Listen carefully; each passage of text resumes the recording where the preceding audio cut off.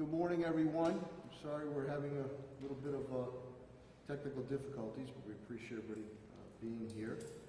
And to sign language individuals, young ladies, thank you very, very much for being here. We deeply appreciate that. Let me go right into the COVID update. And again, I want to thank Dr. Mark Kerouac, the President and CEO of Bay State Health Systems, who is here every week, as too with Dr. Robert Roos, the Chief Medical Officer of Mercy Hospital, Trinity Healthcare.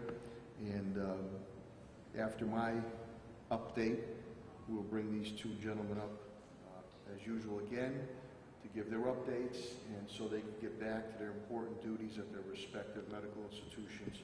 They will take questions from the media ASAP, and then we'll go back into my cabinet head's update.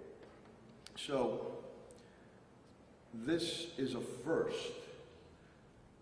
This weekend total was under, for Friday, Saturday, Sunday, was under double digits of new cases COVID-19.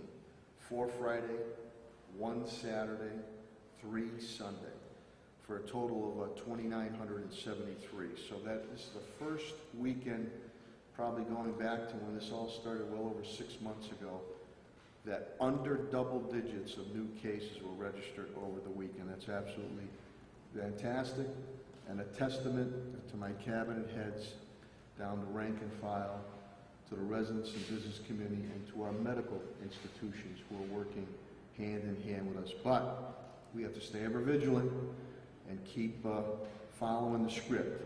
Keep doing what you're doing, because it is working. Unfortunately, we did have one more death that affected our Springfield community, our Springfield family, which brings us to a total of 131 total COVID-19 deaths. And again, for myself and my cabinet heads on the rank and file, our deepest sympathy and thoughts and prayers and encouragement to those families that have been affected. The breakdown is for white would be 57, which is 43%. Black is 31, which is 23.7%. Hispanic is 41, which is 31.3%. Asian holds at 2 at 1.5%. Long-term care, this was 57, which is 43.5%. The death that occurred was residential, which moves up to 74, which is 56.57%. We continue to deliver our meals to seniors who are in need, and we're well over 1,700 on that. I want to thank Commissioner Helen Calton Harris, and I want to thank Superintendent Warwick. Governor Baker stopped the spread, and again, thank you to Governor Baker, Lieutenant Governor Polito. Helen and I have been putting across, as has Dr. Kerouac and Dr. Roos, we want more and more testing, so stop the spread. The sites continue. My old junior high, which is Kylie Middle School, was last Wednesday. The Ray Jordan Senior Center was this Friday, and Helen will give updates on that. SciTech is this Wednesday. SciTech, Science and Technology High School is this Wednesday, August 26th, 3 to 6 p.m. And now the testing here is key. It's asymptomatic testing, which we wanted. Brookings School, the new Brookings School, that's Friday, August 28th, 3 to 6 p.m. The Claudio Concepcion Greenleaf Community Center will be next Wednesday, September 2nd, 3 to 6 p.m. Central High School will be next Friday, September 4th, 3 to 6 p.m. Again, I urge you all to please fill out your census. It is painless, very, very limited information, very basic information. But if you don't get counted. In turn, we don't get counted in Springfield for millions and millions of dollars of federal funding that comes through HUD and CDBG. Chief Development Officer Tim Sheehan can expound on that, and plus we don't want to lose any type of congressional representation. So please, fill out your census. Early voting. I was down here Saturday, late morning, early afternoon. City Hall, we had a very strong crowd and lines out to the horseshoe, and that went very well. That continues on not only for City Hall, but for Greenleaf, the Colorado Concepcion Center. And again, basically it's 8:30 to 5 p.m. At City Hall. Wednesday, August 26th, will go 8:30 to 7 p.m. And Thursday, August 27th, will go 8:30 to 7 p.m. at City Hall. And Friday, the last day you could vote early, will be 8:30 to 4 p.m. at City Hall. At the Colorado Concepcion Greenleaf Community Center, today it's 10 to 5 p.m. Tomorrow it's 10 to 5 p.m. Wednesday, the 26th, is 11 to 6 p.m. And Thursday, the last day you could vote there, will be 11 to 6 p.m. And again, I want to thank my election commissioner, Gladys Iola, and her team. They've been doing yeoman work on it, and I really appreciate their efforts very much so.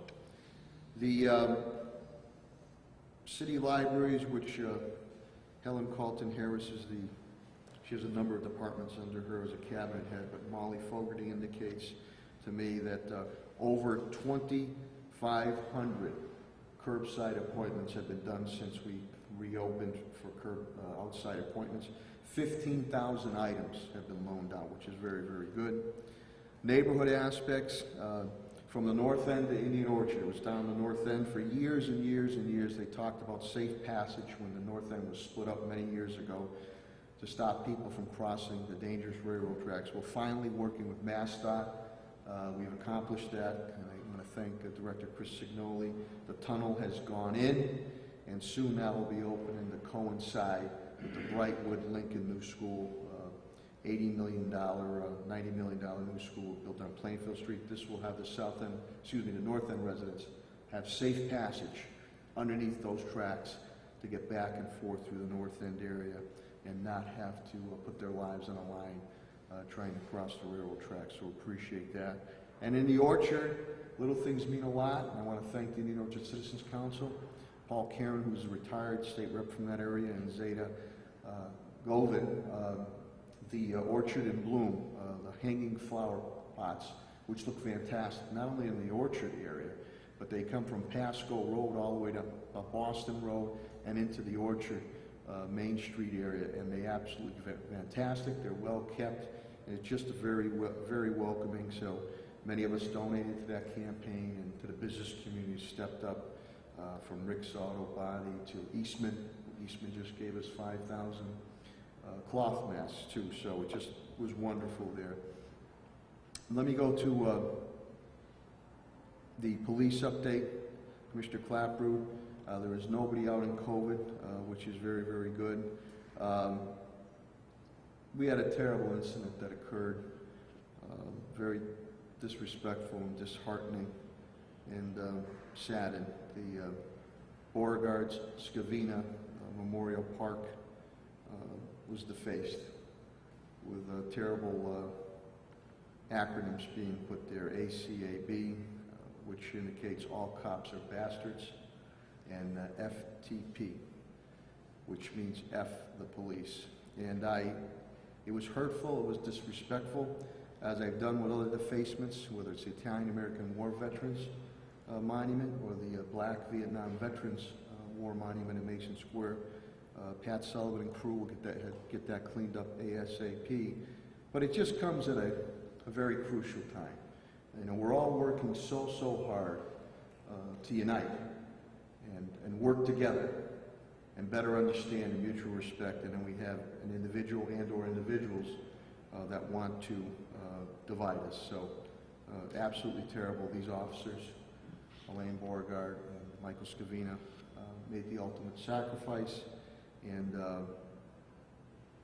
again, I can't say what I want to say. We're on camera, but we're going to continue to move forward in unity. And shame on those individuals, and we will continue to investigate, who the perpetrators are, and due diligence will be done at that point in time. Police had a busy weekend. We continue with our dirt bike patrols, ATVs. A number were confiscated, a number of arrests were made. Drag racing, a number of arrests were made, 12 arrests down the north end. This sense of lawlessness is not going to be tolerated, and we're going to continue to work hard to stop it, and we hope our courts will be behind us on it. That's what the residents of all creed colors and backgrounds demand. And even with the Beauregard Scavina Park, that park was put together, and it brings together families of all creed colors and backgrounds that come together as one. So we're going to continue our crackdown on dirt bikes and ATVs. One of our officers were hurt. Domestic calls are very dangerous, and one of our officers were hurt. 7, Kevin Ambrose, God rest his soul, and Commissioner Clapper, I hope that officer is recovering, but arrests were made at that point in time to stop a domestic from a young lady being injured on that. We are also busy weekend. Commissioner will go into, I think it was over 400 calls, Friday 4 to 12 shift, and 300 on the Saturday shift on that. Commissioner Calvi and the fire department, COVID-1 is down. They had a busy weekend, and it was very, very hot and humid. They had to put out fires not too far away from me on White Street, Prince Street, and Six Corners, and then they had to put out a stubborn fire at the old Red Lion Cafe at the bottom of Locust Street and Dickinson Street. Schools are a hot topic. Superintendent Dan Warwick will be giving you an update on that, and professional development started today remotely with all our teachers and administrators and staff.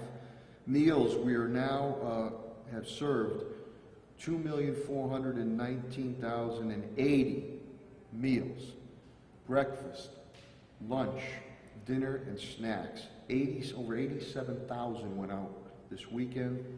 I think Dan and Commissioner Helen Colton-Harris will speak to you about the edict about flu shots for our students, and also the Oasis Food Bank, John Foley, that continues. 3,500 families we are servicing on Fridays at Central High School with a complete array of foods, from vegetables to meats to milk, and we appreciate the collaboration there with Sedesco and other entities of Food Bank of Western Massachusetts. Superintendent Warwick, Helen Colton-Harris, and Pat Sullivan will clarify for you. We sort of got 11th hour curveball late Friday from DESE, Mr. Riley, that seemed to be ordering teachers back to the classroom after we've already put across our plan and have an industrial hygienist reviewing all our buildings and make sure that they're safe and sound. And also our goal, like everyone else, is to get our teachers and students back in the classroom as soon as it is safe and healthy with public health, medicine, and science. We are sticking to the plan we have, the transition plan, and we will open up remote, but again, Superintendent Warwick, Commissioner Colton-Harris, and Pat Sullivan will go over that. I'm proud to say we continue to partner with Superintendent Warwick. He informed me today that we're moving forward on the more laptops and iPads for pre-K from our city money, and that's important. DPW, Chris Signoli, Director Signoli, indicates to me that COVID-19 is down 2. Yard waste pickups continue. They might be a little bit behind, but they continue because we wanted to make sure after the storm. Facilities and Management, Pat Sullivan.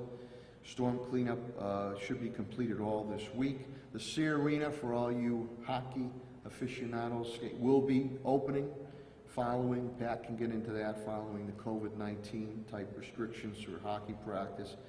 Pat is also spearheading with Bob Kirshner, the industrial hygienist, continues to review all our school buildings pertaining to the new COVID-19 rules and regulations. On the financial front, CAFO TJ Plain indicates to me we've deficit spent about $8 million. A loss of revenue since then. The beginning of this is $5.4 million in revenue. FY21, fiscal year 21 budget down about $487,000. Echo Dev, Chief Development Officer Tim Sheen, and I appreciate his efforts. We were able to get a green light clearance from HUD, Housing and Urban Development, for small business, continue to help our small business. That frees up another $1.3 million. And we're going to be a little more specific on we help out these businesses. And he's also leveraging that with Common Capital to see what we can do with deferred loans to help out those businesses.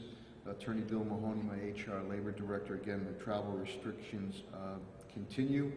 And with that, I appreciate your indulgence. And now I'm going to turn it over to our highly respected medical individuals, Dr. Mark Kerouac, the President and CEO of Bay State Health Systems, and then subsequently Dr. Robert Roos, the Chief Medical Officer of Mercy Hospital, Trinity Healthcare, will come up. After they are done, they will take questions from the media immediately, and then we'll go into my cabinet heads updates. Thank you so much. Without further ado, the President and CEO of Bay State Health Systems, Dr. Mark Kerouac. Thank you.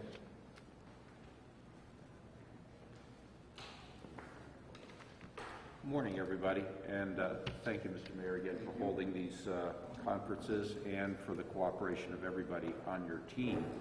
At Bay State Medical Center in Springfield, we're continuing to care for patients with COVID-19 at about the same level as last week.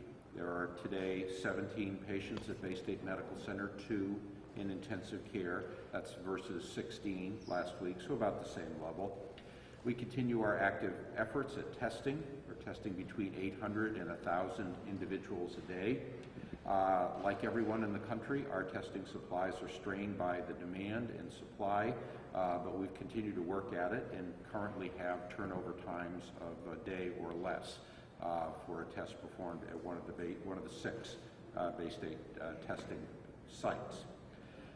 We also are giving support for some congregate living facilities as well as for some of the other healthcare providers in the Valley. And we're happy to see other organizations getting into the game here. The more the better from my standpoint. There also is some emerging technology of an easier to administer test, the so-called spit test, which would be welcome and might be something that one would consider for broad-based screening. A lot of data still needs to be developed on that in terms of its sensitivity and specificity. Statewide positivity rates continue to decline. They're at about 1.1% based on the last report. The state, as I had mentioned last week, is publishing a weekly report of COVID-19 data by town and city. The last one came out last week on the 19th. It again showed Springfield in the yellow zone. And what it looks at is the average number of new cases on a daily basis, averaged over 14 days and divided by 100,000 population. So Springfield was still in the yellow zone, which is pretty good for a large city with urban density, etc. Longmeadow, Chicopee, and Northampton had transitioned from yellow to green. Holyoke had transitioned from red to yellow, and Granby from red to white. All of those are good trends, meaning less cases. The only red town left in our immediate area is South Hadley, and very much like Granby, that might be a small numbers problem. I would expect that's not going to stay up for long. Overall, there's been good state performance on test positivity rates, hospitalizations, testing capacity, and the effectiveness of contact tracing. As the mayor mentioned, the governor has mandated flu shots for all children as a precondition of going to school or for child care. I realize this is a controversial area with a vigorous number of people who are anti-vaccine, but I wanted to articulate that I'm fully supportive of the measure. I myself have gotten a flu shot each year for the last 40 years, and nearly every healthcare worker I know gets one each year as well. The shot is safe and it's effective. It has the added benefit this year of not causing false alarms. So somebody with a cough and a fever basically would have to stay out and be quarantined while awaiting tests for both the flu and COVID when both of them are in season in a few months. That would waste personal protective equipment, it would waste testing supplies, and it would set back reopening plans. So I believe that was what was behind the governor's decision. Realize that the flu shot is different each year because the flu virus can change a lot from one year to the next. Coronavirus, the coronavirus that causes COVID-19 does not change nearly as much. So the hope is, and the belief is, that the vaccines that are currently being tested and which are expected sometime next year will give protection for many years, unlike the flu shot. Otherwise, on the national scene, I've been watching with some concern as many colleges and universities across the country have scaled back their reopening plans. The problem, of course, has been that they have reasonably good plans, but the enforcement has been a challenge, particularly for off-campus parties where there are gatherings of people that aren't observing masking or social distancing. And so how successful we're going to be in the college reopening situation remains to be seen. Also, this last week, convalescent plasma was back in the news. Remember, this is a treatment in which individuals who have recovered from coronavirus, recovered from COVID, and have antibodies in their blood donate blood. The cells are taken out of the blood, and the fluid left behind is called plasma. It's rich in antibodies. It's given to people, and there have been conflicting studies with regard to its effectiveness. Unfortunately, Dr. Anthony Fauci and President Trump have gotten on different sides of this controversy, and I think it's likely that the drug has some effect on the sickest patients, but we're really not sure how much of an effect it has. And I have to say that as I looked at this story developing, I said, here we go again, very much like the hydroxychloroquine thing, when politics and science get mixed together. It ends up being very confusing to the public, a lot more heat than light, unfortunately. I do feel pretty comfortable that a year from now, we are not going to be talking about convalescent plasma. Instead, we'll probably be talking about synthetically formulated antibodies, so-called monoclonal antibodies, that are much more precise and much more effective. Convalescent plasma is a non-standard product because each individual forms a different kind of immune response to the virus, and therefore some variability in effectiveness would be expected. It is a very old-fashioned approach. It used to be used in the 1920s against pneumonia until we got something better, that something being penicillin. And so my expectation is that very soon we'll have something a lot better than convalescent plasma, and we'll start using it. We are using it in selected cases at Bay State Health under the emergency use authorization. A couple of quick updates at Bay State Medical Center. We are doing some construction to expand parking, which will be very popular. We appreciated the mayor's cooperation. This was part of the Van Horn Dam improvement project that allowed us to expand by a couple of hundred slots parking, which has always been tight and been an issue at Bay State Medical Center, so we appreciate that cooperation, Mr. Mayor. Also, it's that time of year where we see a lot of fresh new faces around Bay State Medical Center. We are the Academic Medical Center of Western Massachusetts, a branch of UMass Medical School. We take nursing students from the Elms, STCC, students from Springfield College, AIC, etc.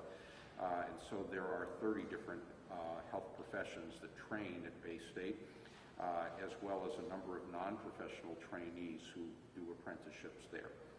It allows us to recruit the best and brightest physicians who want to work in an environment of teaching and research, and it provides a pipeline for people who want to work in an environment of teaching, not to mention good jobs for young kids who are going through the educational process in the city of Springfield. These would include, in another generation, my own mom, who was a graduate of the Springfield Hospital Nursing School. And so it's been a very nice set of programs that we've been overseeing for many years. This year, of course, we're taking great pains to help these young students and trainees deal with the fears and stresses of the pandemic. It is a young age to be dealing with a deadly contagious virus, but we are training them very well to deal with all of the personal protective equipment, etc., as well as the stresses and strains that come with the territory. So I'll end as I always do, and that is by stressing the importance of the standard advice that we give around hand washing, mask wearing, and social distancing as really being the key to our defeating this virus. I believe that we're doing very well in the state of Massachusetts. I wish the rest of the country were doing as well, and I hope we can keep up the discipline and the focus so that we can see this thing really kept to a minimum level until we have some definitive treatment like a vaccine. So thank you for your time today. Thank you, Dr. Kerouac. Thank you, Dr. Kerouac. We'll now bring up Dr. Robert Roos, the Chief Medical Officer of Mercy Hospital, Trinity Healthcare. Dr. Robert Roos.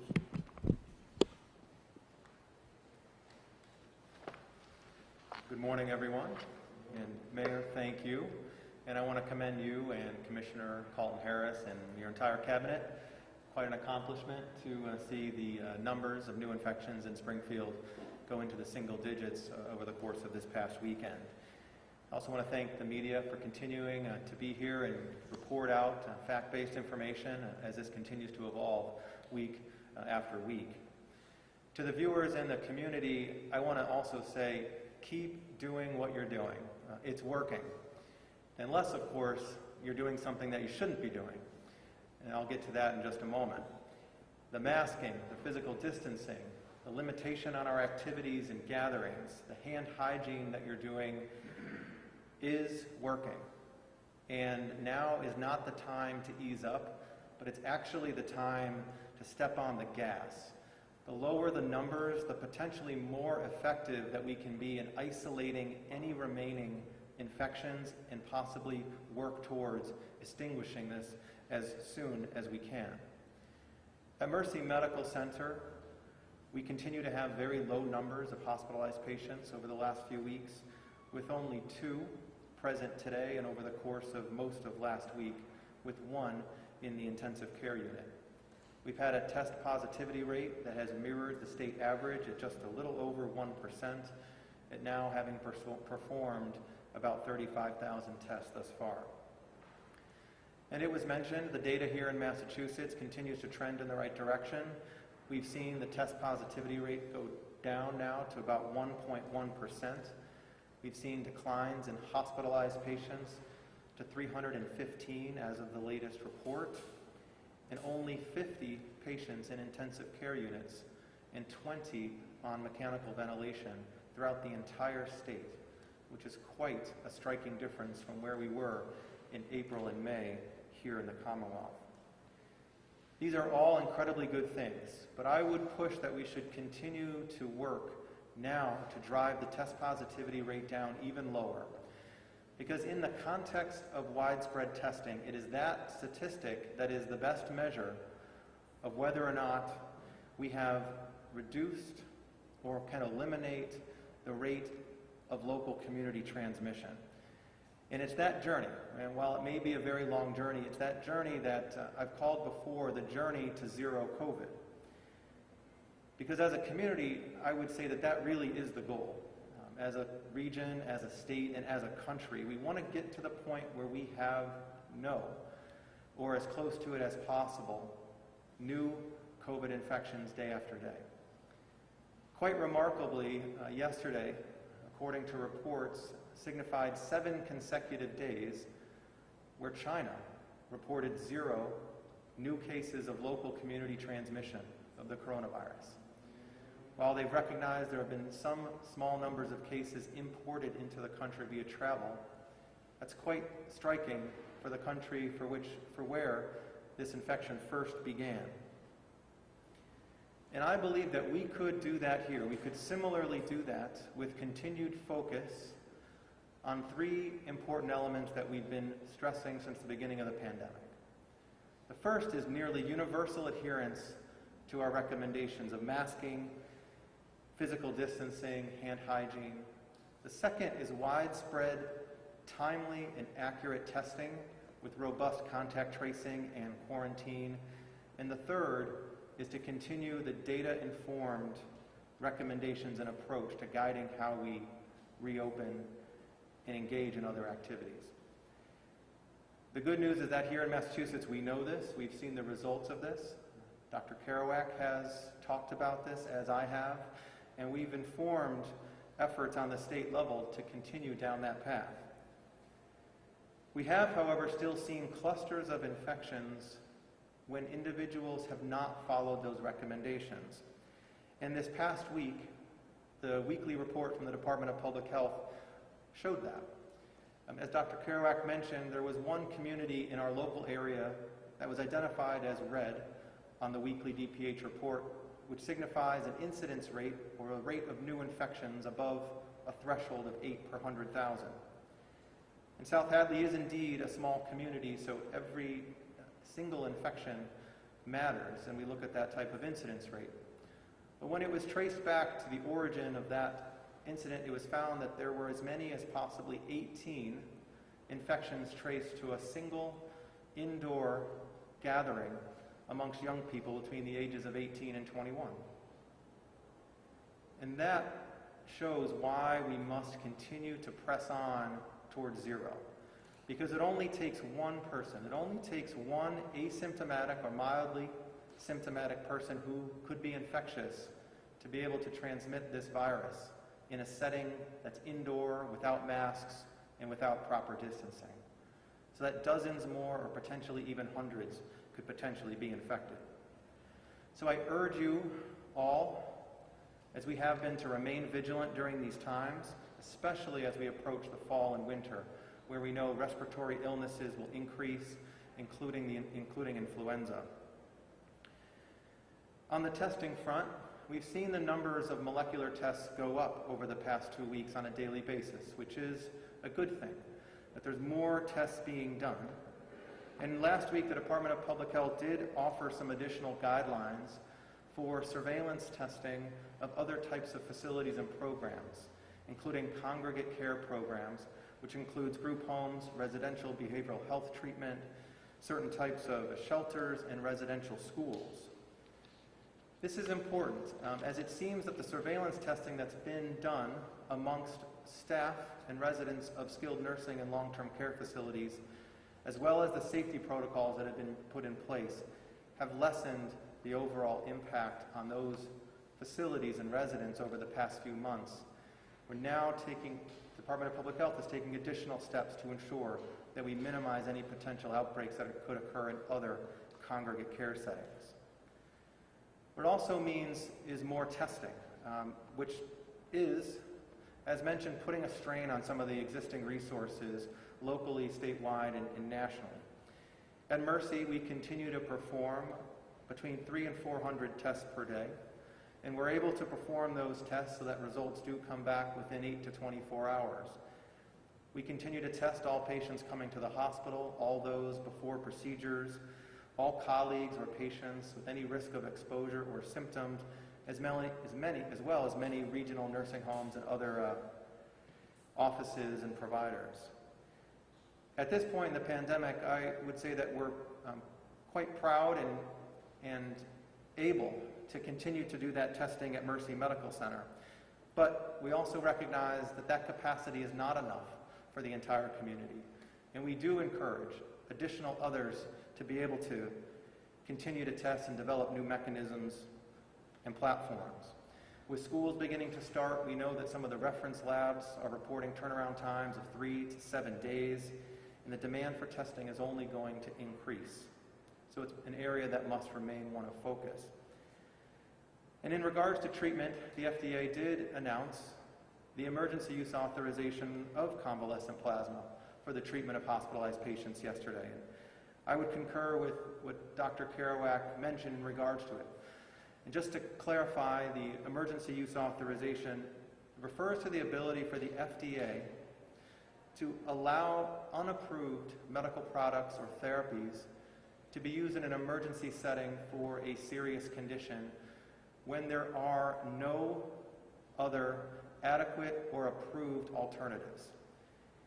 It does not mean that it is approved based on the typical rigor of studies that would be done, including randomized controlled trials, when a new therapy or medication is brought to market.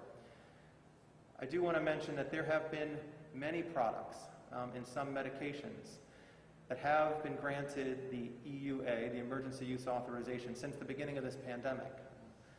Many of the tests that we use for diagnosis of COVID, but also some medications. Back in March, hydroxychloroquine was granted EUA, and then subsequently it was rescinded or revoked in June. And right now, remdesivir is also available through an EUA, and it has some conflicting results. The data that was used largely to lead towards this authorization for the use of convalescent plasma was based on an observational study done by the Mayo Clinic of about 35,000 patients that did show some reduction in mortality if the plasma was given early in the disease, as well as plasma with higher levels of circulating antibodies. And that followed some data that showed that there was promising in terms of its safety. Mercy Medical Center, as part of Trinity Health of New England, participated in one of the few FDA-approved clinical trials regarding convalescent plasma. And I would say that there are still outstanding questions and much to be learned about the value of this therapy over the long term. And so I would not rush to conclusions, would state that there still are some unknowns, and the studies that should lead towards additional review are ones that should be based on clinical trials and peer-reviewed, which was not the case in this most recent publication. All throughout this pandemic, what has gotten us this far in terms of success has been our focus, our passion, our commitment on safety, and also on science. This should be no different. We've made great strides on our journey, and we will continue to do so if we focus on adhering to those recommendations, expanding testing and tracing, and ensuring that we do the things that we know are working. Please remember that we will be here for you. At Mercy Medical Center, we have safe care for you, and I just remind all of us to wear a mask, to sanitize your hands, to practice physical distancing, to limit your travel, to be cautious about where you go and who you interact with, because these actions do work. And it only takes one. It only takes one. The actions of each one of us have the power to either propel us forward or inadvertently cause us to step back. Thank you for what you're doing to both protect the lives as well as the livelihoods of our community. Thank you, Dr. Roos. I'll now have Dr. Kerouac and Dr. Roos come up for any questions that the media might have. And again, very thankful to all the media outlets that are here to continue to get our message out. So, Paul? Is there a risk to patients from the convalescent plasma therapy? Is there a downside? Sure. I mean, every medication or every treatment has a risk. I mean, you can have a reaction to the proteins in the plasma, and it can be, so that it can cause fevers and chills and organ damage, and so it's not a free lunch. So is this, you said you are using it though with select patients? Correct. As the evidence emerges, the study that Dr. Roos alluded to from Mayo was an observational study, the so-called randomized controlled trials where they give the drug versus placebo have not shown strong effects. So I think the jury's still out, I would think. Yeah, and I think the important message that we're looking to communicate is there are legitimate opportunities for patients to enroll in trials and to be part of receiving what's investigational therapies and medications, particularly in a time when we're dealing with something novel and new. But what we don't want the message to be is for an authorization of use to expand so far that that message becomes lost.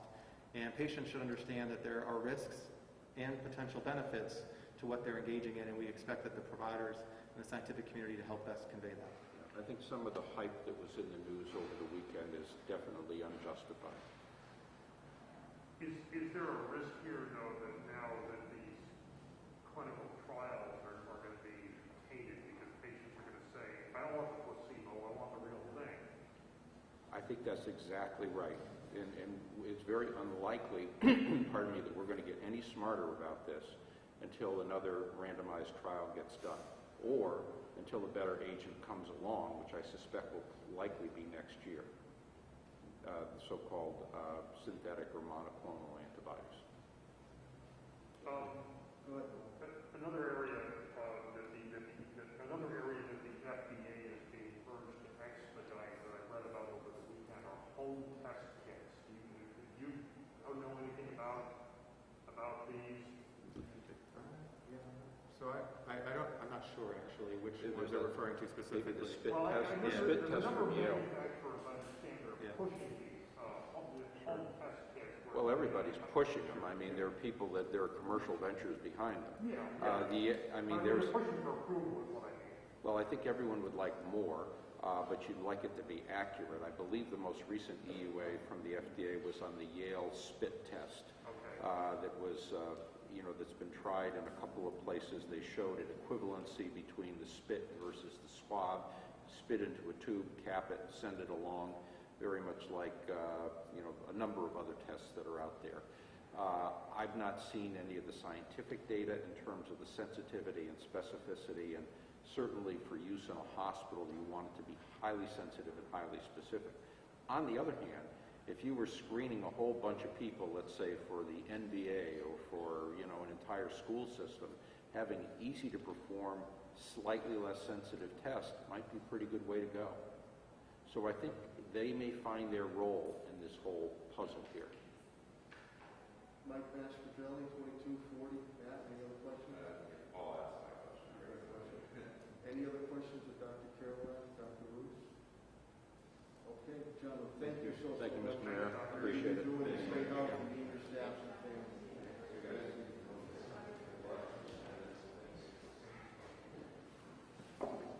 Thank you, everybody. Now I'm going to bring up the Commissioner of Health and Human Services, Helen Calkin Harris. Again, has done yeoman work on this effort, and she will give her update. She's also a good juggler, too. She will give you some more specific updates and information on some subjects I touched on and some subjects she'll bring up. So without further ado, the Health and Human Services Commissioner of the City of Springfield, Helen Calkin Harris. Thank you, Mayor. And as always, I am appreciative of your leadership and your humility in providing that leadership. This past week in the City of Springfield has brought many positive changes. Last Monday, I reported that from August 9th to August 16th, there were 53 positive cases. This week, from August 17th to August 23rd, I can tell you that there are 32 positive cases during that entire week. That is a decrease of 16 cases. So we are very pleased to report that we are on the right trajectory. Again, that does not mean that we're counting the probable cases. I want to make sure that you understand these are confirmed cases. Last week, I reported that over 300 individuals had been tested in the City of Springfield through the Stop the Spread campaign. That number is now over 500. The testing that was held this week at Kiley, there were 125 individuals tested. At the Raymond A. Jordan Center on Friday, we tested 116 individuals. The mayor has indicated that we will set up additional testing sites this week with Tapestry Health Systems. I really do want to take a moment just to thank Tapestry, as well as Bay State and Mercy, for their vigilance around assuring that we had capacity to do testing. And so on August 26th, it will be SciTech. On August 28th, Elias Brookins. On September 2nd, Claudio Concepcion, Greenleaf, and on September 4th, Central High School. Those times will be from 3 to 6. That testing is being done by Tapestry. Please visit their website to make an appointment. They would like appointments, but they are taking walk-ins as well. We will be standing up 2 more testing sites with Tapestry on September the 9th and September the 11th. Those sites are to be determined. We are also working with Fallon to set up a single site that we think we're going to be stationary for more than 1 day. That information will be forthcoming. Right now, the city of Springfield is yellow. That's the first chart that you see right here. And so for those of you like me who are spatially challenged, this is Springfield right there. And so we are yellow, which means 4 to 8 cases per 100,000 residents. Last week, we were 4.2 cases per 100,000. This week, we are 4.5 cases per 100,000. So we have increased slightly. That is a 14-day rolling average, and it's potentially due to the increased testing that we're doing, but we have increased slightly. The State Department of Public Health is in the process of transferring their reporting system to an Amazon web system. We'll get the same data. They're telling us that there will be more increased data. However, because of that, the system appeared to be down on Sunday. So while we had the local numbers, we were not able to have the statewide numbers for Sunday. It also could mean that potentially we may see a slight bump in the positivity rate for Saturday and Sunday if, in fact, all of the cases did not come through Maven. We do not believe that's the case, but we certainly will make sure that we are keeping an eye on those numbers. As the mayor indicated, our deaths increased by 1. We are sending our condolences out to all families of the 131 individuals who died from this terrible virus, and we want to make sure that you know we share in your pain as a city.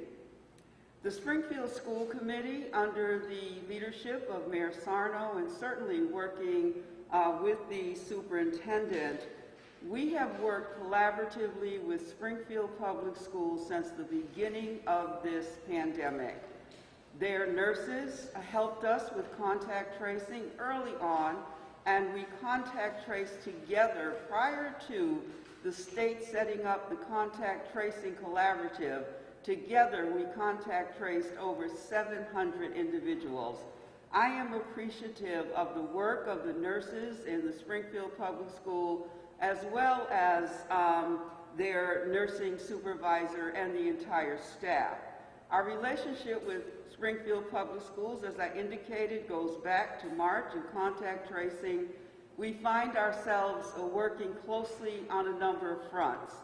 Springfield Public Schools and all schools in the Commonwealth of Massachusetts have been given a mandate that they provide flu shots for all of the students by December.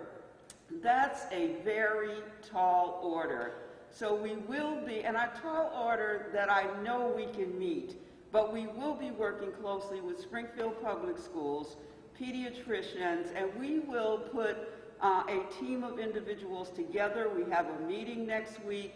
I am very confident that we will come up with a process that enables us to get this job done. But again, it's another one of these situations where you're not expecting that you're going to receive a mandate or instruction, but it comes. And this team, Springfield Public Schools, the superintendent, school committee, and mayor respond extremely well. Again, on Saturday, August 22nd, I received a call from the superintendent, who always cares very deeply about his staff, the students, and the teachers, that the Department of Elementary and Secondary Education, DESE, was instructing that teachers go back into the classroom to teach their classes remotely. I will let the superintendent expand on that. However, I think it's important to acknowledge what's already been said.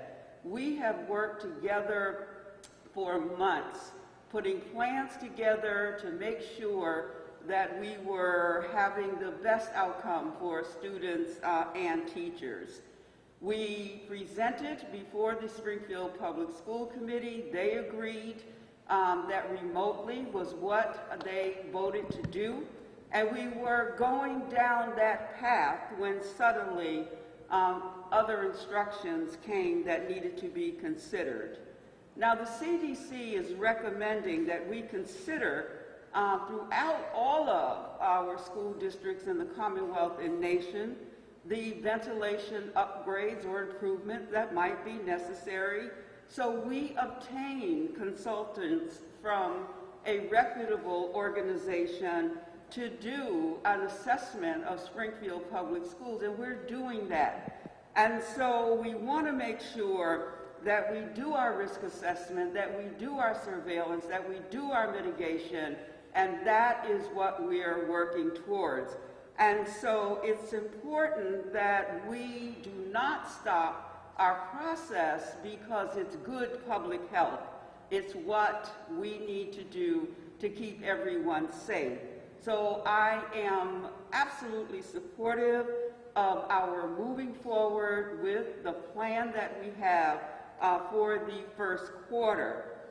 Public Health and the CDC recommends that we promote behaviors to reduce COVID-19. You've heard those over and over again. That we maintain a healthy environment in our buildings and amongst our staff. That we maintain healthy operations and that we're preparing for if someone gets sick. Now, we're talking specifically about our school buildings. And so those are the guidance that we are using, and that's the guidance that I believe is going to give us in this city positive outcomes.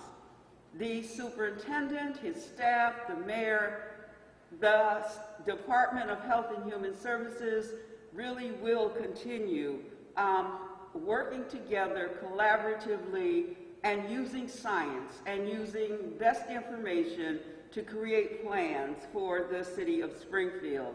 It's important that I say, because I've heard many individuals who have called me to complain about some of the structures or strategies that we're putting in place. Be clear, nobody is trying to be punitive to anyone, business, any organization, any individuals.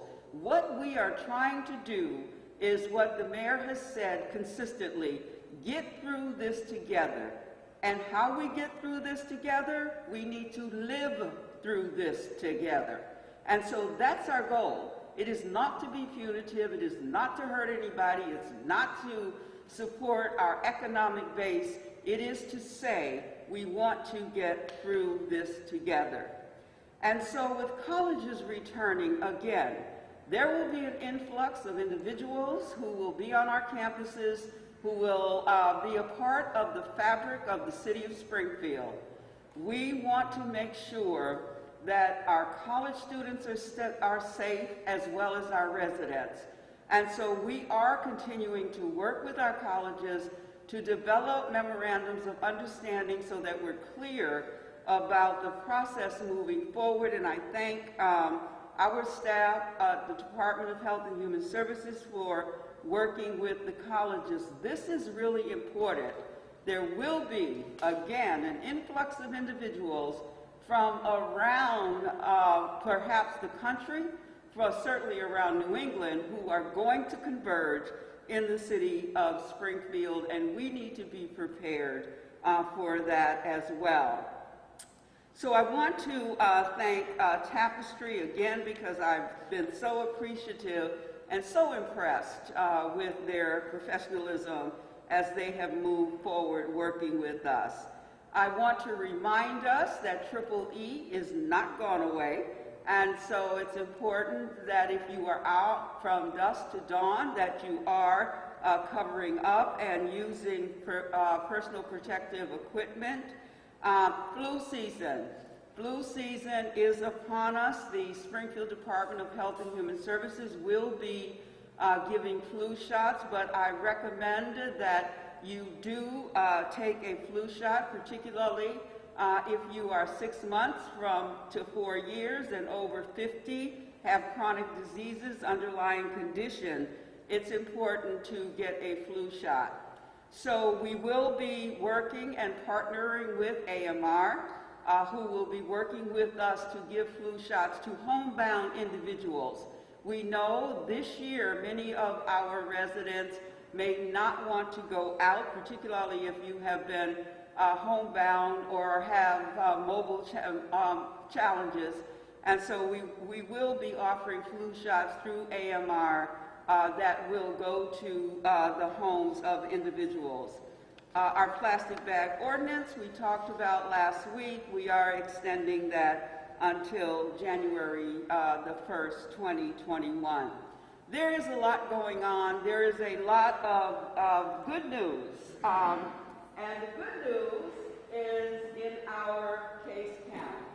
The mayor talked about our good news, and so while he said the last 3 days we have had single digits, I will tell you that there was only 1 day last week that we had a double digits, which was Monday. So Monday was 12, Tuesday was 3, Wednesday was 2, Thursday was 7, Friday 4, Saturday 1, and Sunday 3. So if I could give let me give a virtual applause to our residents. Thank you very much for what you're doing. And thank you to the best cabinet team in the history of the world that I get an opportunity to work with every day. So thank you to my team members and certainly the leadership of the mayor. We thank you. Another nice outfit there, Helen. Thank you, Mayor. Thank you.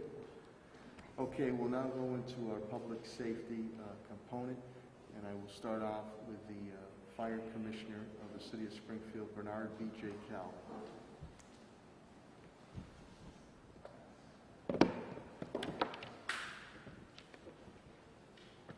Good morning, everybody. Thank you, Mayor. So, as the Mayor stated, we have one person out with COVID. This person was not in the firehouse at the time. They were picked up on due to our program of screening people coming back from vacations and hot spots. So we averted a problem by catching this before it got into the firehouse. We had a busy weekend. We had 3 pretty good fires over the weekend, one on Prince Street, which was an attic fire, one on the corner of Dickinson and Locust Street, the old Red Line Cafe, which was a 2-alarm fire. It was difficult conditions. It was very hot. The fire was deep-seated in the building, so it required a lot of overhaul. It took a while to get it put out. And then last night we had a fire due to a lightning strike on White Street, which caused significant damage to the building. There was no injuries at any of these fires. Everybody worked very hard to get them under control. The members of the department have been doing a great job during these difficult times, making sure the stations are clean, everybody's being protected and serving the city. I'd like to thank them for the job they're doing. I'd like a special thank you to the custodians who come in every day to keep the station sterilized so we help protect us as we protect you. And that's all I have for this week. Thank you very much. Thank you, Mr. Calvin. Thank you, Mr. Calvin. We'll now go to continue public safety with the Police Commissioner of the City of Springfield, Cheryl Clapton.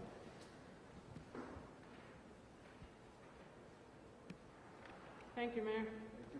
Good morning, everyone. We did have a very busy weekend this weekend. We put out several details in regards to a couple of issues that are really being nuisance issues for a lot of the citizens in Springfield. One is the dirt bikes and the illegal ATVs that are being ridden in packs. We put out our own detail with some of the enduro motorcycles and some cruisers, and Friday and Saturday we issued several criminal complaints. We towed several dirt bikes and several ATVs. One had an accident Friday night. An ATV rider crashed on Federal Street. He had injuries. They're non-life threatening. No helmet was worn, riding in the street, and is currently, I think, still in Bay State. The anti-drag racing detail faced hundreds of people trying to drag race in the city. Most of it was focused in the North End area. Over the weekend, we made 12 arrests. We had 5 motor vehicles towed. We towed 3 dirt bikes. We issued 8 ordinance violations, and we issued 41 civil motor vehicle citations. We also have 2 additional criminal complaints. So we're taking the drag racing, the ATVs, and the motorcycles seriously. We'll be out again this coming weekend. We'll focus in North End area, the parks we're trying to protect, and we'll also start with the Mill Street area. I guess they had some issues there also. It was very disheartening to hear this morning about the Beauregard-Scavina Memorial Park. As the mayor mentioned, there was tagging and some vandalism done. I'd like to thank Pat Sullivan and his crew getting out there as soon as you can, Pat, because as the families and as people start to come, that would be a tough thing to see. They worked really hard on that park, and it symbolized not only the memory of Mike Scavina and Alan Beauregard, but the memory of all officers who have given the ultimate sacrifice. So we would appreciate if the public has any information on who may have done that horrendous deed. They can call us. The DB is 787-6355. You can also give us an anonymous tip on the tip line. And if we can find that person, he will be prosecuted. It's a felony to defame monuments and memorials to those who have died. So we certainly look forward to prosecuting those people. I hope the courts help us out a little bit better and he doesn't get sent to art class or something similar. I hope there's a hefty penalty for this so that we can show other people that this will not be tolerated. So we'll be watching the parks also. We did have a domestic arrest in which one officer suffered a severe bruise. He is recovering. The assailant unfortunately went out a 3rd floor window, so he is suffering from some serious injuries. He is in the Bay State Medical Center as we speak, and there is a person of interest in the Walmart hugging incidents. The man who was unfortunately going to strangers and people and giving you a hug and then laughing and saying that I'm infecting you with COVID like it's a joke. And this is a very serious crime. Again, another felony that we are looking to solve. We did get some tips coming from the public because his picture's on several websites, so we will be looking to prosecute him. Again, a serious charge. One of his victims is receiving treatment for cancer, so not a funny situation, so we will be looking to prosecute him. And that's all. I had 0 out with COVID right now, if I didn't mention that. We're fortunate right now, 0 with COVID. Thanks, Mayor. Thank you, Commissioner. Thank you, Commissioner Clapper. Another hot topic right now, in a timely fashion, is our schools. And Superintendent Warwick and his team have worked very, very hard, not only educational front, but working with Commissioner Helen Carlton-Harris on the public health aspect, and with Pat Sullivan, the whole team on the facilities of this, because again, like you, we want to get our students and our teachers back in the classroom to get that one-on-one type aspects and that socialization, but we're not going to do it until we base it on public health, medical, and the sciences. And knock on wood, the route that we're going is paying dividends right now, but we have to be ever vigilant. So Superintendent Warwick is going to come up. He has plenty of stuff to update you on, and the reasonings of why we continue to move forward. But we've done a lot of planning and working with the school committee also. So without further ado, the Superintendent of Springfield Public Schools, Dan Warwick.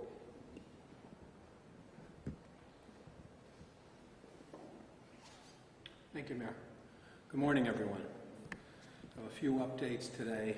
A piece of really good news. We've continued with our meals program since schools were shut down on March 12th, and we have now served 2,419,080 meals to families across the city from our 17 sites, and the program has been extremely effective. Just this weekend alone, we distributed 87,022 meals. So it's just been a tremendous program. We had a waiver from USDA to execute this program. As you know, usually meals are distributed individually to students with their IDs in schools, and we needed a waiver to execute this program. We needed to continue that waiver to continue in September, now that we're starting remotely. And we did get through, we were nervous about it, but we did get that waiver so we can continue. So for the public, we're going to continue with our meals program that's been so effective in all 17 sites during the period of remote learning and for the next few weeks. One thing that might get changed, and we're hoping to get a waiver on this too, is we're going to need a waiver to distribute for the weekend. So we're not sure how that piece is going to go, but we'll let you know as soon as we do.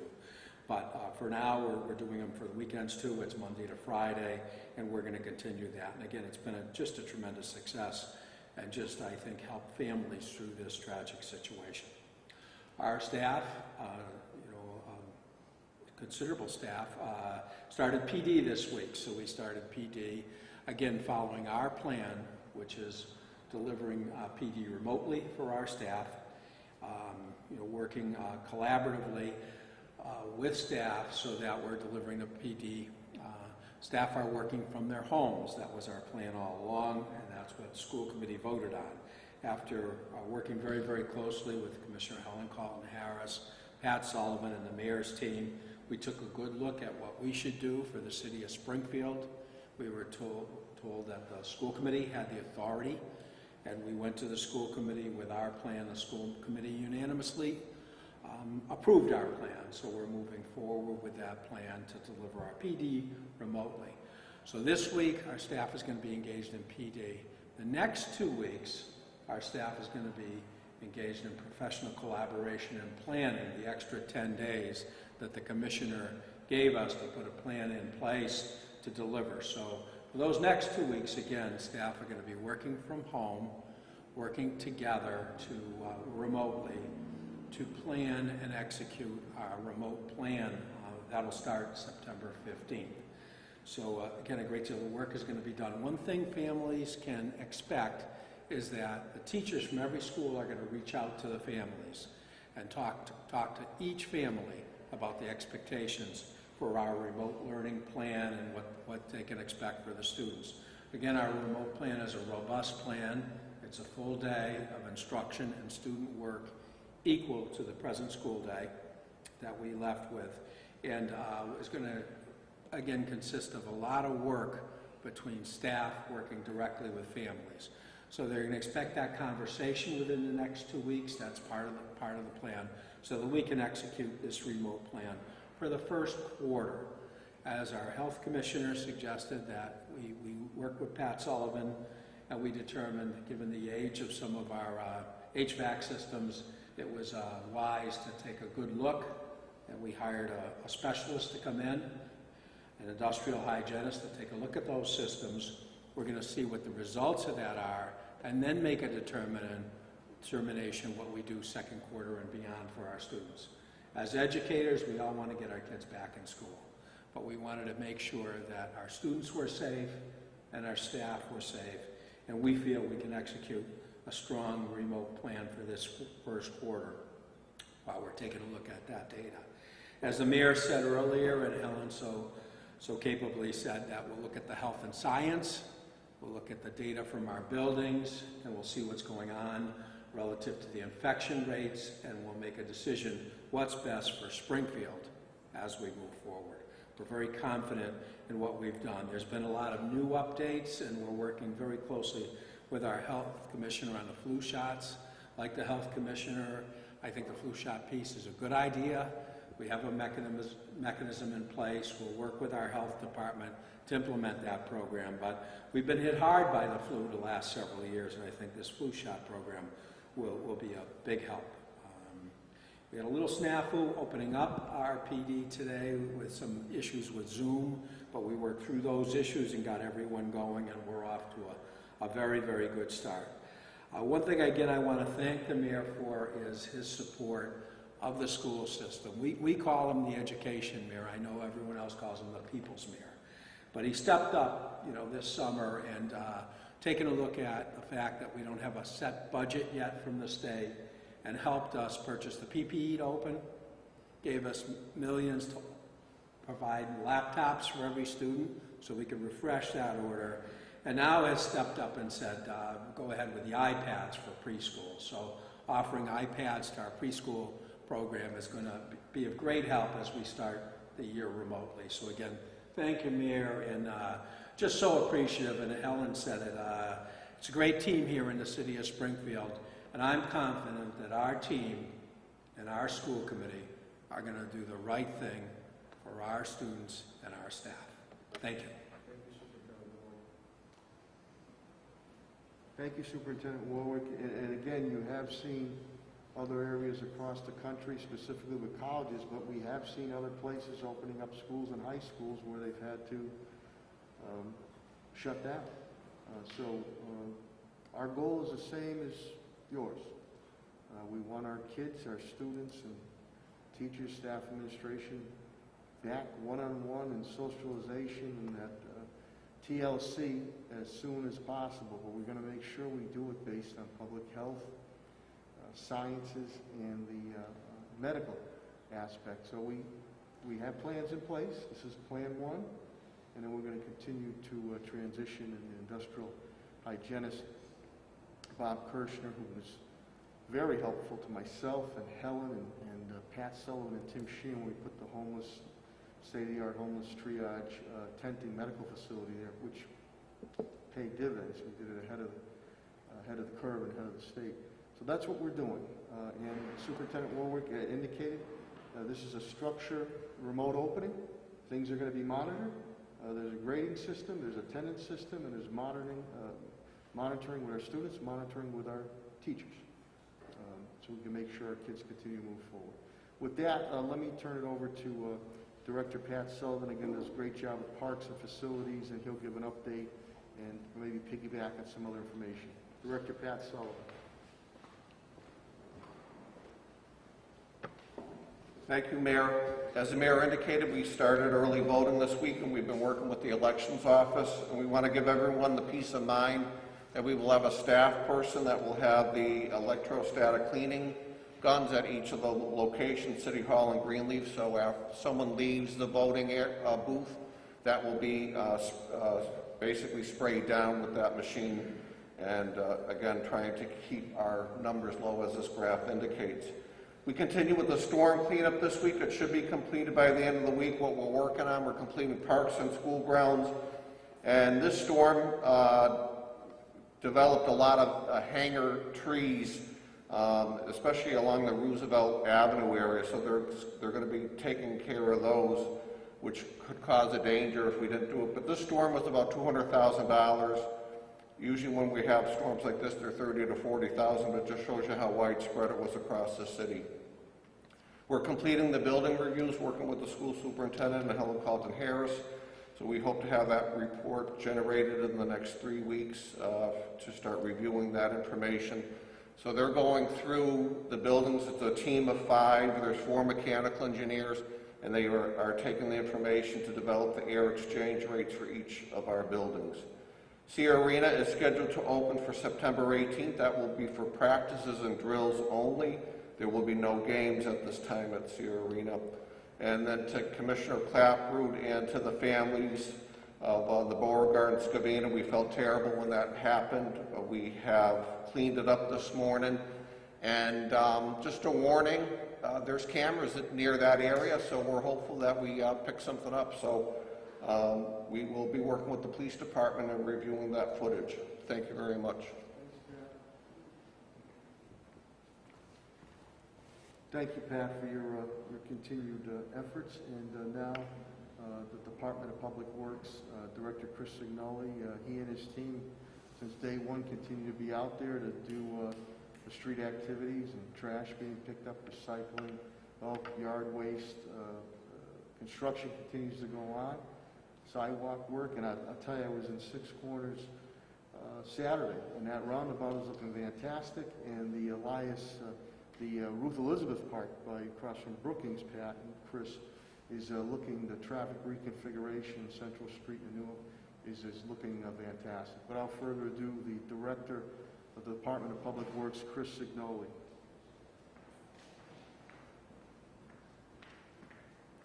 Thank you very much, Mayor. With regard to DPW, we currently have 2 employees out due to COVID. And as the Mayor mentioned, we are dealing with a significant amount of yard waste following the tropical storm from a couple weeks ago.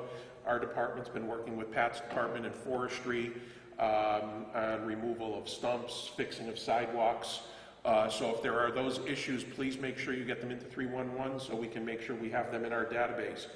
As the Mayor mentioned, Six Corners project, the final paving for that project will be this week. So in the near future, we will be, I'm sure, holding an event out there, having a grand opening of the roundabout. Just down the street, Central Street has started significant work as well. Last week, or excuse me, the week before, we were notified by MEMA and FEMA that the city's been awarded a grant for over $500,000 to repair some drainage lines in South Branch Parkway, which as soon as we can get that money in place, we will be able to start the design work on that. It's a significant structure in that area.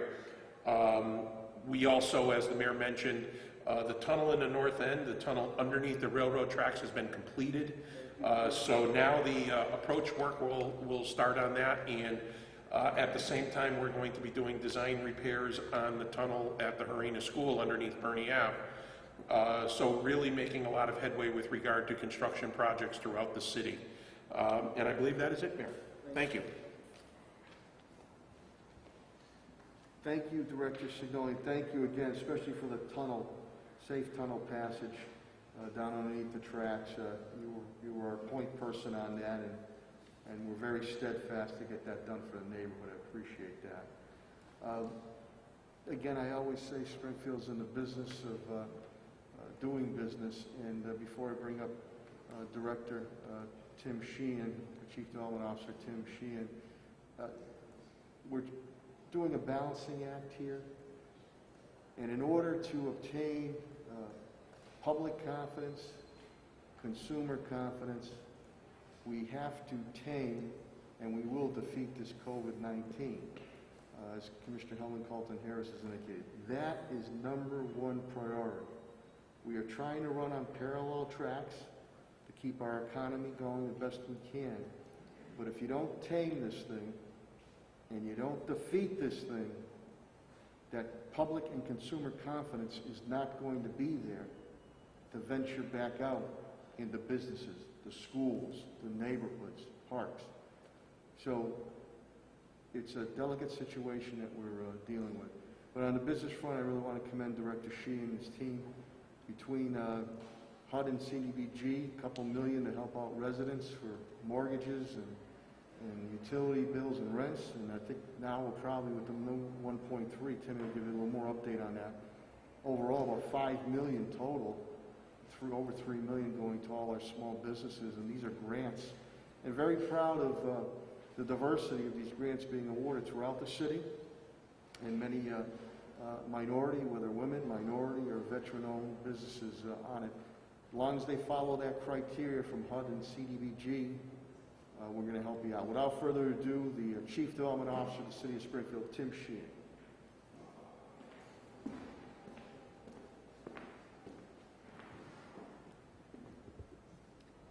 Thanks, Mayor.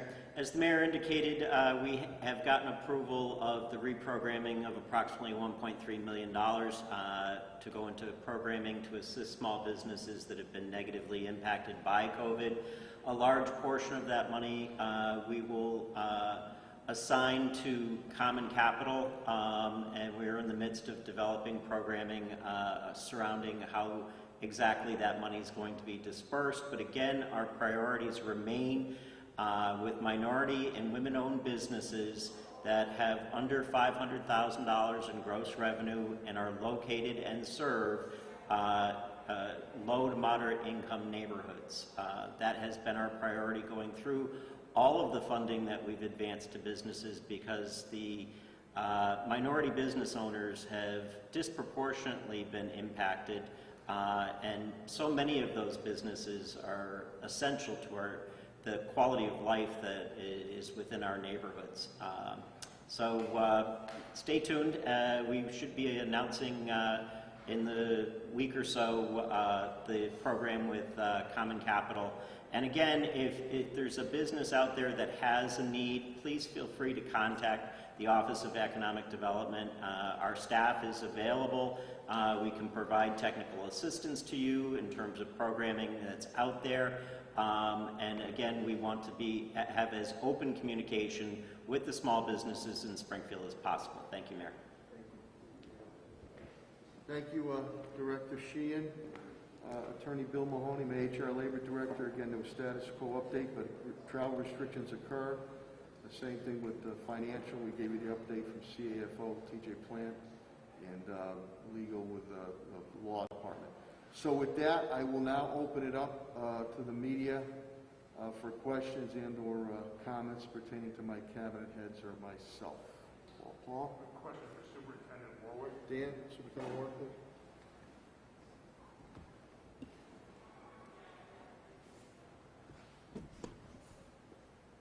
This communication that came from the Department of Education on Friday, do you see that, was that a recommendation or a directive as far as where the teachers should be teaching from? Yeah, it was the expectation. They called it an expectation, which was guidance. It wasn't a mandate.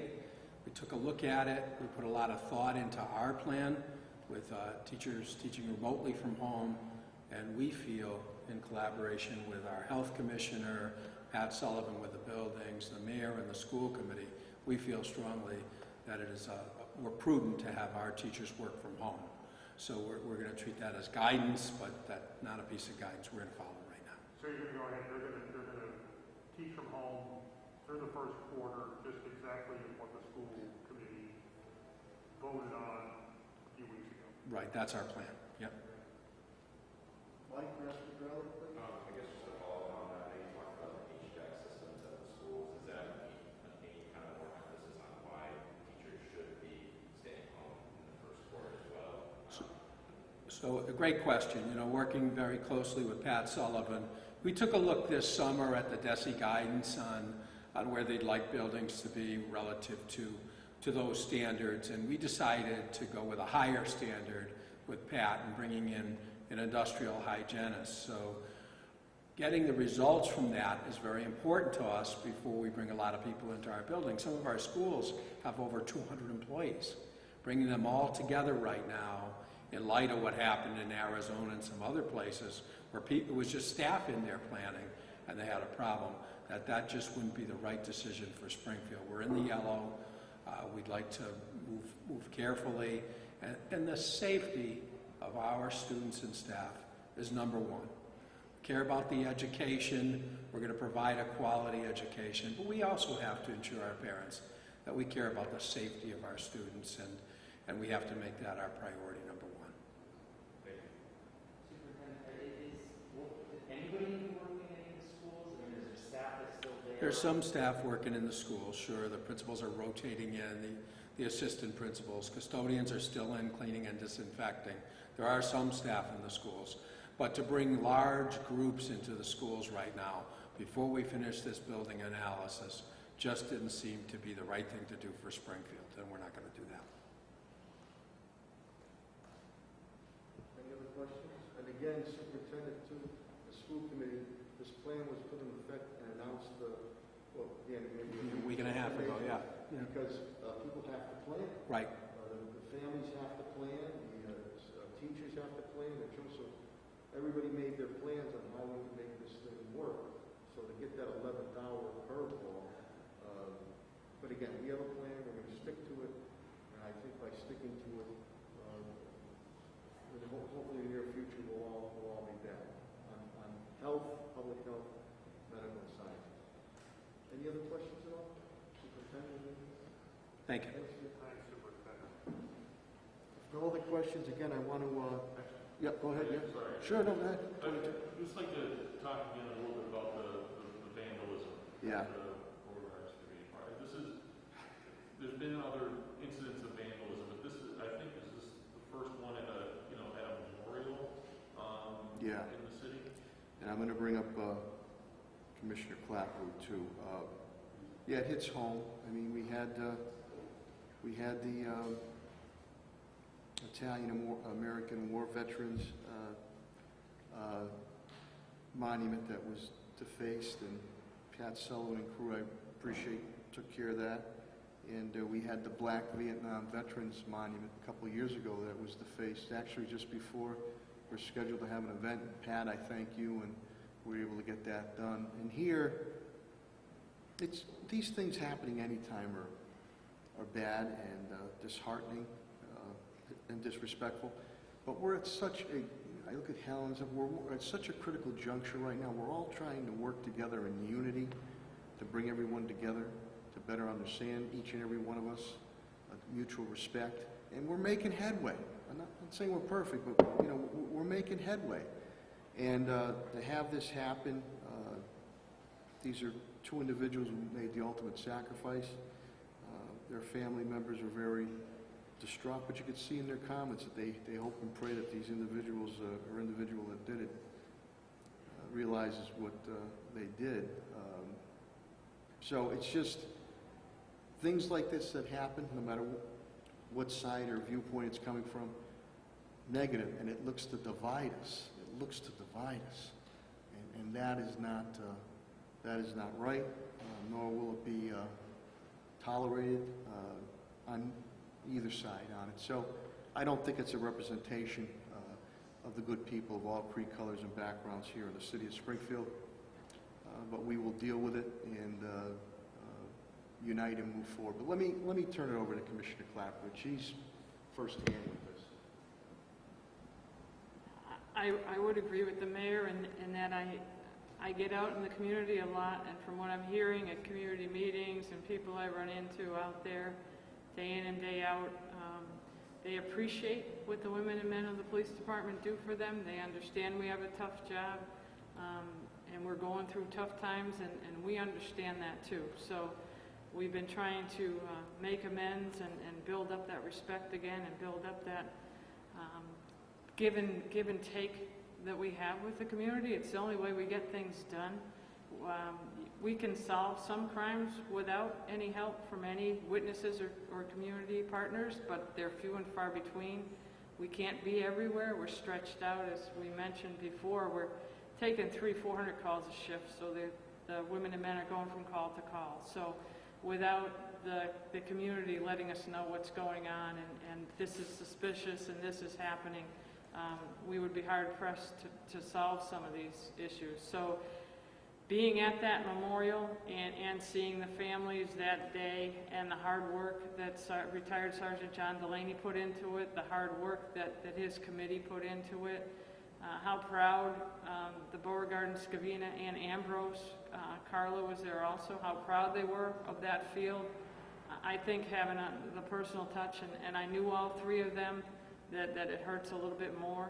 So again, I think it is few and far between, but I hope that we can prosecute this person or persons so that everyone can see that they are few and far between, and it's not a representation of the Springfield community as far as how they feel about the Springfield Police Department, and I'm sure in that. So let's get it cleaned up.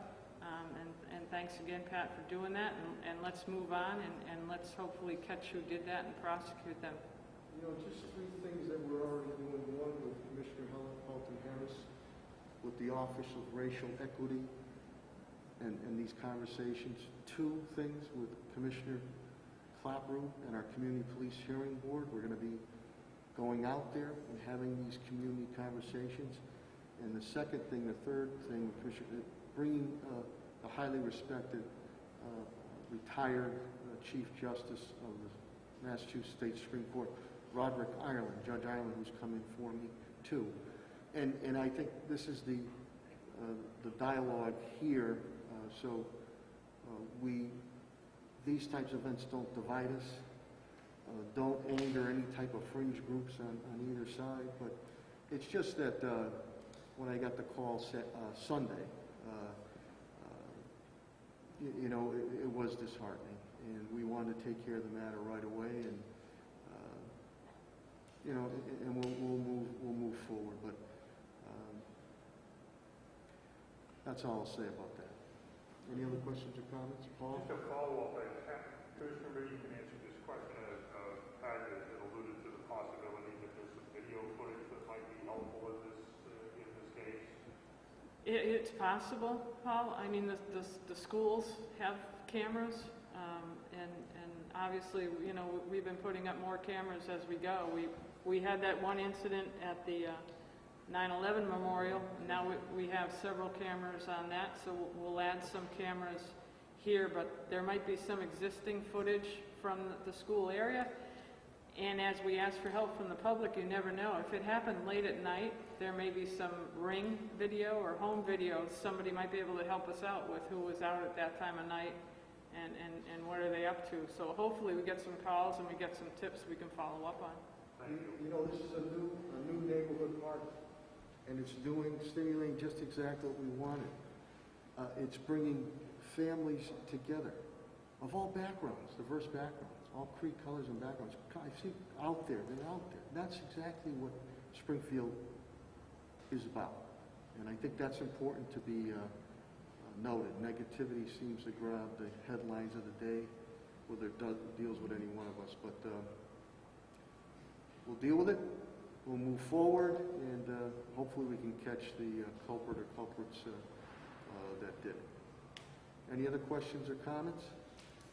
Okay, hearing none. Again, I'm very deeply appreciative of the media's efforts to continue to get this information out, whether it's daily or, more importantly, each and every Monday. And I'm deeply appreciative of Dr. Kerouac and Dr. Roos being here every Monday to get their perspective as we partner with our hospital system. And I'm deeply appreciative of my cabinet heads and rank and file who are tested and true through a number of natural and man-made disasters. What we are doing is working.